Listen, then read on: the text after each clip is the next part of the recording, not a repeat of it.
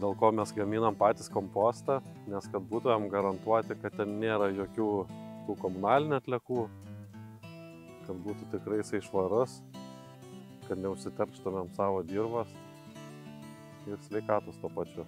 Tai prisirinkę čia, nemažai čia tų, turbūt yra rulonų. Čia jau pirmas malimas yra padarytas. Reikės čia kokių 3-4 malimo ir bus jau grina žemė tokia juoda. Kaip galim sakyti, mes naudojam 3 stadijas to daugiametės žolės. Čia yra paskutinė stadija, kai pasidaro grinai medžiagos augalam. Jisai, kai čia susikompostuoja, kai įnešam į daržą, tai čia lieka tik tai medžiagos patiem augalam valgyti. Jau organizmai čia viską suvalgo, ką jie gali.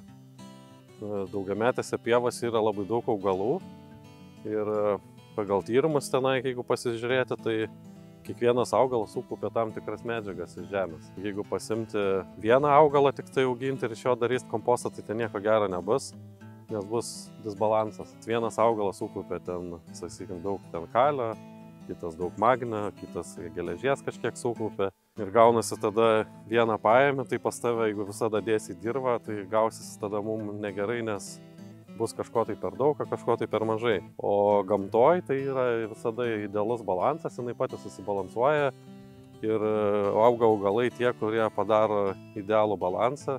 Ir tada mes galim to visų pasinaudoti, nereikia čia didelio mokslo labai. Pasiemi, žolės nusipjauni, pasigaminai kompostą ir turi idealią trašą. Tai va čia yra maždaug tokios pievos pas mus. Tai va ten, kur daržai, tokie šlapesnės vietos, tai ten prastesnis tas šienas būna, nelabai ten tinkamas pagaminti, kad visiems metam naudoti jį, tai va tinka daugiau kompostui. Pas mus va ūkiai gaunasi, kad niekas neišsimeta.